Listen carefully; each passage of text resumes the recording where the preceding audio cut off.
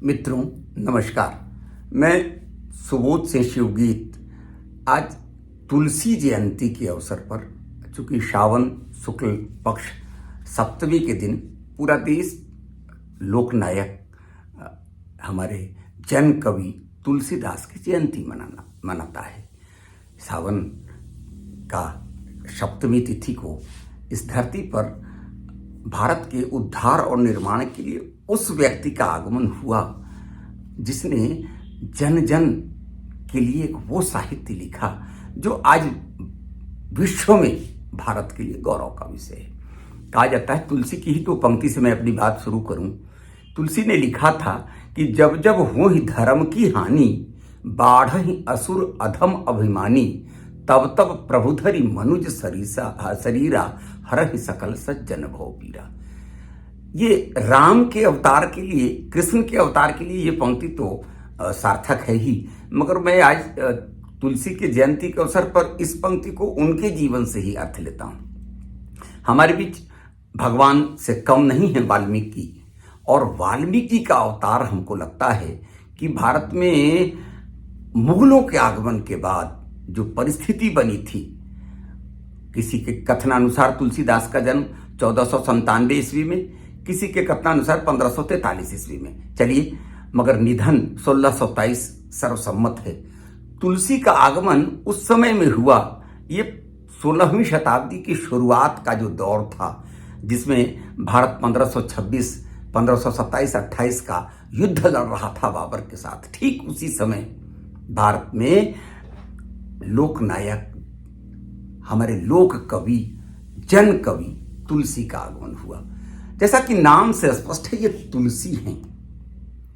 आप में से किसी को बताने की जरूरत नहीं है कि जब कभी तन का कोई रोग लगता है तो हम तुलसी का काढ़ा पीते हैं। आप 21 में जब कोरोना काल था तो आपने तुलसी की महत्ता को देख लिया कि तुलसी के काढ़े को पीने वालों को कोरोना नहीं हुआ। तुलसी को हम माता के रूप में भी मानते हैं, मगर तुलसी हमारे तन के रोग को दूर करने का एक साधन है जो भारत ही नहीं विश्व विख्यात है। आज भारत के लोग तुलसी की कितनी प्रजातियों का काढ़ा पी के स्वस्थ हो रहे हैं, तन को स्वस्थ कर रहे हैं, बताने की जरूरत नहीं। तो तुलसी हमारे इस भारत के तन में लगने वाले रोग का भी इलाज करने वाले थे, और उन्होंने रामचरितमानस लिखकर, मानस मानसरोवर है, मन की बात है कि रचि महेश निज मानस राखा। भगवान शिव लंबे समय तक ये राम और सीता की कहानी अपने मन में रखे हुए थे, और पाए सुसमय उमा संग भाखा, और जब समय आया तो भगवान शिव ये इस कहानी को उमा यानी पार्वती के साथ शेयर किया। यानी शिव के मन की बात निकलकर पार्वती के माध्यम से पूरी दुनिया में आई। तो रचि महेश निज मानस राखा, यानी मन के लिए भी कहीं न कहीं इस मानस की जरूरत है। तो तन बीमार हो तो तुलसी, और मन बीमार हो तो तुलसी। नाम से ही स्पष्ट है कि तुलसी इस देश की जो सामाजिक व्यवस्था है, राजनीतिक व्यवस्था थी, धार्मिक व्यवस्था थी, साहित्यिक व्यवस्था थी, भाषाई व्यवस्था थी, सब में कहीं न कहीं उथल पुथल की स्थिति थी। ऐसे समय में तुलसी का आगमन हुआ, और तुलसीदास ने इस देश को अपने सहज और सरल शब्दों के माध्यम से, तुलसी की सबसे बड़ी विशेषता यह है कि सहज और सरल शब्दावली में जीवन और जगत की सच्चाइयों का जो वर्णन किया है तुलसी ने, उसके माध्यम से भारत में नवीन चरित्र निर्माण, भारत के नव निर्माण की कल्पना की है। शत्रुओं पर विजय का अभियान चलाया है। राम का चरित्र कोई आम चरित्र नहीं है। तुलसी ने राम के चरित्र को लेकर भारत को एक संबल प्रदान किया, एक आधार प्रदान किया, और वह आधार आज तक भारत की एकता और अखंडता के लिए मूल कारण है।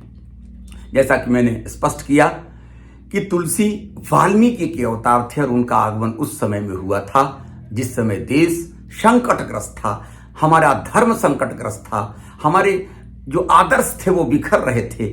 अपने भारतीय मूल्यों की स्थापना के लिए तुलसीदास ने जिस पुस्तक की रचना की, वैसे तो उनको 1 दर्जन पुस्तकें हैं, मगर रामचरितमानस की रचना करके तुलसी ने जितने वेद पुराण थे, क्योंकि जनमानस तो वेद पढ़ नहीं सकता, पुराण पढ़ नहीं सकता, तो ऐसे सारे वेद पुराणों को पढ़ने के लिए तुलसी ने कहा कि सारे वेद और पुराणों को शोध के, वेद पुराण शोध शोध शोध सब पुराणन को, सारे वेद पुराणों को शोध कर तुलसी ने हमें क्या दिया? रामचरितमानस दिया। यह मानस शिव के मस्तिष्क से निकलकर जनमानस में आया। मगर देखिए, तुलसी ने जब राम जो रचना की वो रामचरितमानस है। मानस अर्थात मान सरोवर। इसके पहले वाल्मीकि ने लिखा था रामायण, तो राम का घर था तो घर में पवित्रता की जरूरत थी। कोई किसी के घर में जूता चप्पल पहन के नहीं पहुंच जाता है। अगर राम का मंदिर होता तो भी उसमें बहुत पवित्रता प्रसाद की बात है। मगर तुलसीदास जब रचने लगे तो कितने जननायक थे तुलसीदास। रामचरितमानस शब्द से स्पष्ट होता है। मैं 3 शब्दों की व्याख्या करता हूं कि एक तरफ तो राम है, दूसरा चरित्र है, और क्या है? मान सरोवर है, तालाब है। ये हम मंदिर में तो स्नान करके जाते हैं, मगर स्नान करते कहां हैं? तालाब।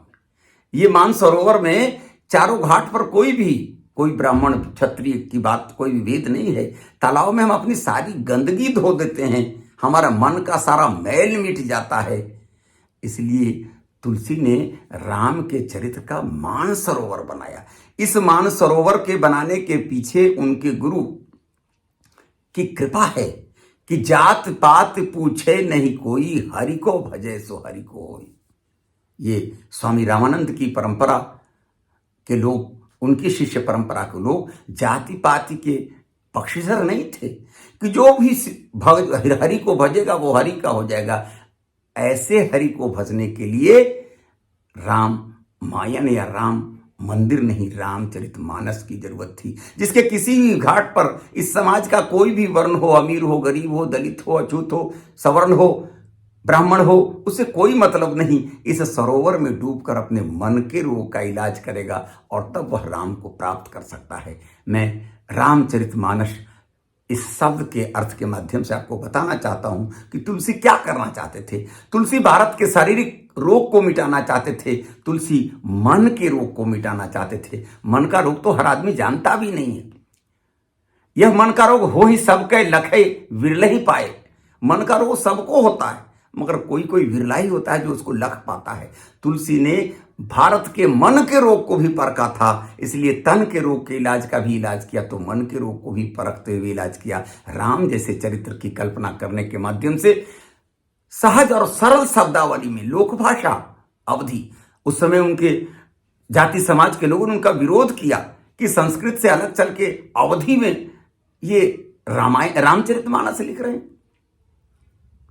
तब तुलसी को अपने जाति समाज की भी अवहेलना का शिकार होना पड़ा। तुलसी को समाज के लोगों ने बहिष्कृत किया। तब तुलसी ने कहा, धूत कहो, अवधूत कहो, रजपूत कहो, जुल्हा कहो।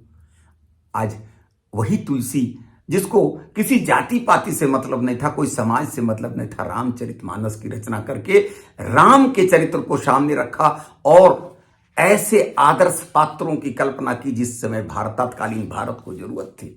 क्योंकि धर्म विच्छिन्न हो रहा था, कोई बाबर का आक्रमण झेल रहा था तो कोई अकबर के आक्रमण की स्थिति थी। कहने के लिए ये महान 47 के बाद के लिखे गए इतिहासकारों द्वारा लिख दिए गए हों, मगर बाबर के समय के जो इतिहासकार हैं उनकी पुस्तकों को पढ़ा जाए या उनके दरबार में रहने वाले इतिहासकारों को पढ़ा जाए तो पता चलेगा कि एक मेवाड़ को झुकाने के लिए कितने हजार सर काट दिए गए, कितनी माँ बहनें यहां से ले जाकर गुलाम बनाकर बेच दी गई उन बाजारों में जहां हम जाना नहीं चाहते थे।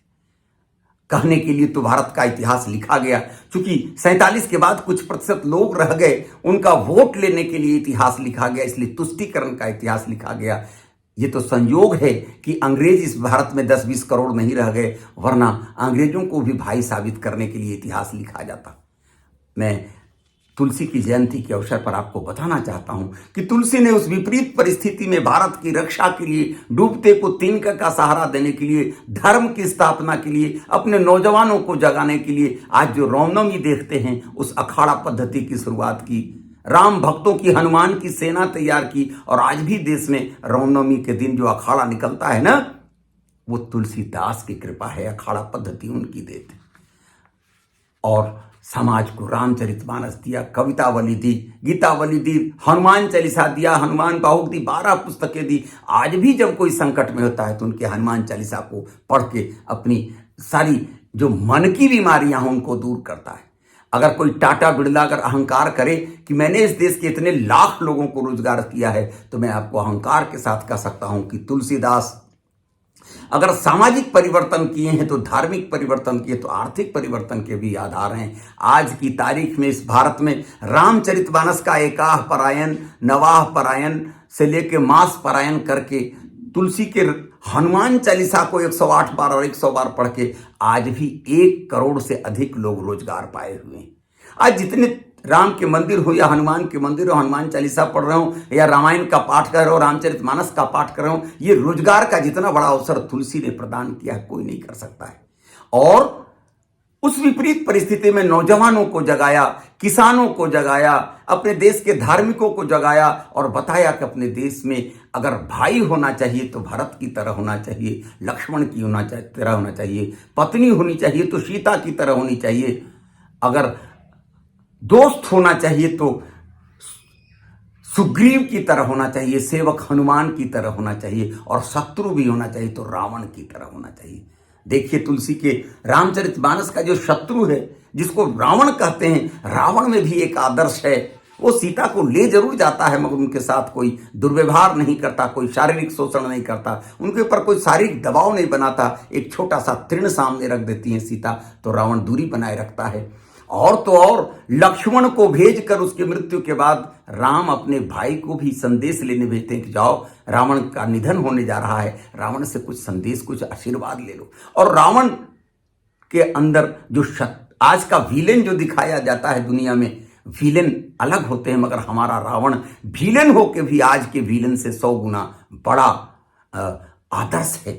यानी आदर्श भाई, आदर्श बहन, आदर्श पुत्र, आदर्श पत्नी, आदर्श माता, आदर्श पिता, आदर्श सेवक, आदर्श स्वामी, आदर्श राजा कि अगर प्रजा ने कुछ कहा तो उसके पालन के लिए अपने घर को दुख झेल दिए मगर हम प्रजा की बात को मानते थे। ऐसा नहीं कि ये जो पंचतंत्र की कहानी है, आज के नेता क्या कर रहे हैं कि पंचतंत्र की कहानी एक मैंने पढ़ी थी कि 4 बैल थे और 4 बैलों में काफी एकता थी और उन 4 बैलों को शेर खाना चाहता था मगर जब भी शेर खाना चाहता था तो वो चारों बैल चारों तरफ से अड़ जाते थे। नतीजा होता था कि शेर कभी भी उन 4 बैलों को खा नहीं सका और जीभ लपलपा रहा था शेर की किस दिन एक सांड को पाते, एक बैल को पाते तो खा जाते।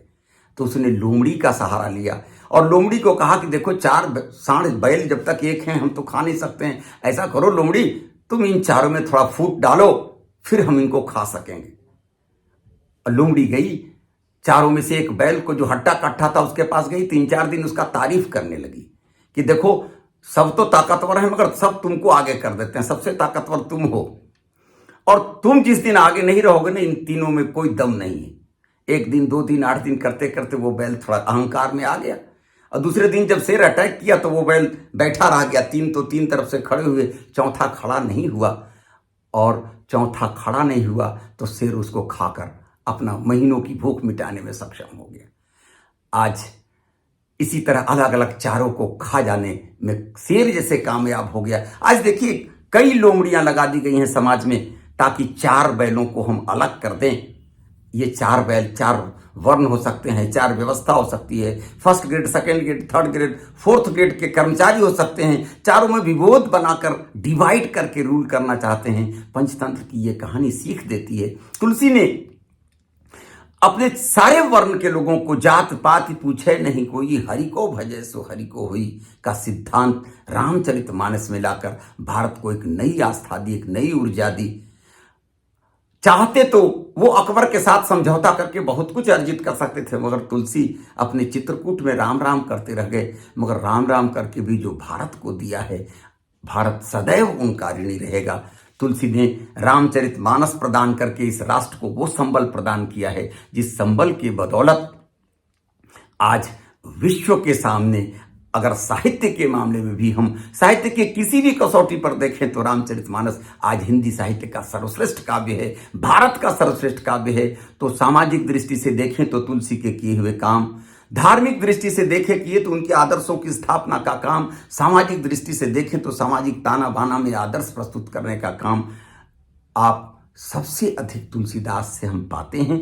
मुझको लगता है अपने संस्कृति, अपने सांस्कृतिक मूल्यों की स्थापना के लिए, एक आदर्श की स्थापना के लिए डूबते हुए समाज को सहारा देने के काम के माध्यम से तुलसी ने इस राष्ट्र को जो प्रदान किया है, यह राष्ट्र सदैव उनका ऋणी रहेगा। जैसे सारे वेद पुराणों में किसान आषाढ़ में सारे फसल के साथ खरपतवार भी उगाते हैं, मगर अच्छाइयों को सामने रखने के माध्यम से किसान धान को बचा लेता और सारे खरपतवार को हटा देता है। तुलसीदास ने अपने भारतीय समाज, भारतीय संस्कृति, भारतीय राष्ट्र, भारतीय अर्थव्यवस्था में जो कुछ अच्छा था उसको रामचरितमानस में स्थापित करने के माध्यम से भारत के नवनिर्माण का काम किया। आज तुलसी की जयंती के अवसर पर, चाहे वो तुलसी दल के रूप में हम माने जो तन का रोग ठीक करने वाले औषधि के रूप में हम उपयोग करते हैं, या मन का रोग ठीक करने वाले रामचरित रूपी मानसरोवर को खड़ा करके जाति पाति सबों से मुक्त होने का एक मार्ग प्रदान किया, एक सरोवर प्रदान किया तुलसीदास ने। हम उनकी जयंती के अवसर पर बहुत बहुत ऋणी महसूस करते हैं। हिंदी साहित्य ही नहीं, भारतीय साहित्य तुलसीदास के अवदान, उनकी गुणवत्ता है उसका ऋणी है। इतने सहज सरल शब्दों में, लोक भाषा में, लोक साहित्य में स्थापित करके जन जन तक राम के आदर्श को, सीता के आदर्श को, हनुमान के आदर्श को स्थापित करके इस राष्ट्र को आगे बढ़ने का मार्ग प्रदान किया है तुलसीदास ने। तुलसीदास की जयंती के अवसर पर हम हृदय से उनके प्रति आभार व्यक्त करते हैं। ये तुलसी नहीं, तुलसी दल हैं जो इस भारत रूपी तन और भारत रूपी मन के इलाज के लिए सक्षम और कारगर हैं। और न जाने 500-600 वर्ष के से तो अभी उदाहरण है, अनंत वर्षों तक हम कब तक तुलसी के नाम पर, रामचरितमानस के नाम पर, उनके हनुमान चालीसा के नाम पर भारतीय संस्कृति को एक पाते रहेंगे। आज भी हमारे घर से कोई नौजवान दुनिया के किसी भी देश में जाता है तो रामचरितमानस का एक छोटा सा गुटका और हनुमान चालीसा का गुटका लेकर जाता है, और उसके भीतर की राष्ट्रीयता, उसके भीतर की भारतीयता बनी रहती। आज बहुत सारे देश आए, बिखर गए, मगर इतने अत्याचारों अनाचारों के बाद, इतनी लोमड़ियों के द्वारा 4 बैलों को 4 रास्ते पर ले जाने का मार्ग के बावजूद भारत कहीं न कहीं से एक है। कोई हमें खा नहीं सकता। हम भले अपने अपने काम के लिए अलग होते हैं, मगर समय और संस्कृति की बात होती है तो ये चारों वर्ण लोग हों, चाहे चारों व्यवस्था के लोग हों, चाहे ब्रह्मचर्य आश्रम के लोग हों, गृहस्थ आश्रम के लोग हों, वानप्रस्थ आश्रम के लोग हों, संन्यास आश्रम, सब एक हो जाते हैं। तो ये पंचतंत्र की कहानी की तरह भारत की एकता का आधार भी कहीं न कहीं तुलसीदास में है कि गुरुपित मातु स्वामी कर बानी, जो न करे हितमान, सो पछताए अघाए उर अवस होई उत्थान। जो माता पिता और गुरु की बात नहीं मानता है वो निश्चित पछताता है, हर एक दिन उसकी हानि होती है। ऐसी श्रेष्ठ पंक्ति की रचना करने वाले तुलसीदास कि श्री गुरु चरण सरोज रज निजमन मुकुर सुधार। अपने गुरु के चरण रज से अपने मन रूपी आईने को पहले साफ करो, तब वर्णो रघुवर विमल, तब वर्णन कर सकते हो उस रघुवर का जिसका यश विमल है। श्री गुरु चरण सरोज रज रघुवर, श्री गुरु चरण सरोज रज निजमन मुकुर सुधार, वर्णो रघुवर विमल यश, जो दायक फलचार। वो जो रघुवर हैं, राम हैं, वो अर्थ धर्म काम मोक्ष चारों को देने वाले हैं। हम राम को तो नहीं देखे, मगर तुलसी को हमने देखा है, और तुलसी ने इस देश को अर्थ भी दिया, धर्म भी दिया, काम भी दिया, मोक्ष भी दिया। सब कुछ देने वाले तुलसी हैं।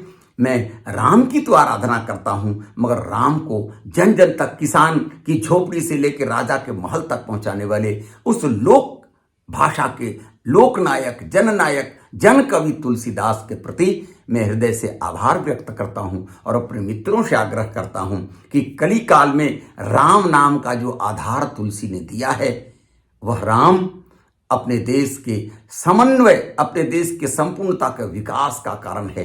कल तक शिव और विष्णु के भक्त आपस में लड़ते थे, तुलसी ने साबित किया कि ये रामचरितमानस, विष्णु आया कहाँ से, ये तो रचि महेश निज मानस राखा। शिव के मानस में था वह विष्णु मेरे पास आया और विष्णु के 10 अवतार आए।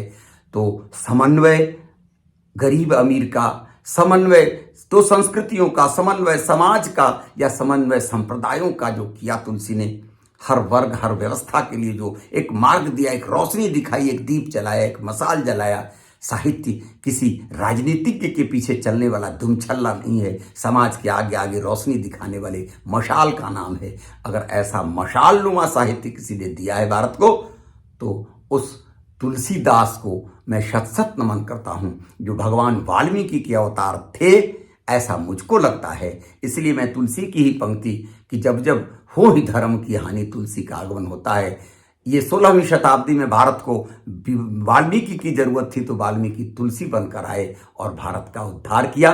मेरी बातें, मेरे विचार अगर आपको अच्छे लगें तो सावन शुक्ला सप्तमी के अवसर पर मेरी बातों को आगे बढ़ाएंगे, इस चैनल को सब्सक्राइब करेंगे, शेयर करेंगे और अपना मंतव्य देना जरूर नहीं भूलेंगे, ताकि मैं पुनः किसी सामाजिक और साहित्यिक विचार के साथ आपके पास आ सकूं। बहुत बहुत धन्यवाद। नमस्कार। जय श्री राम।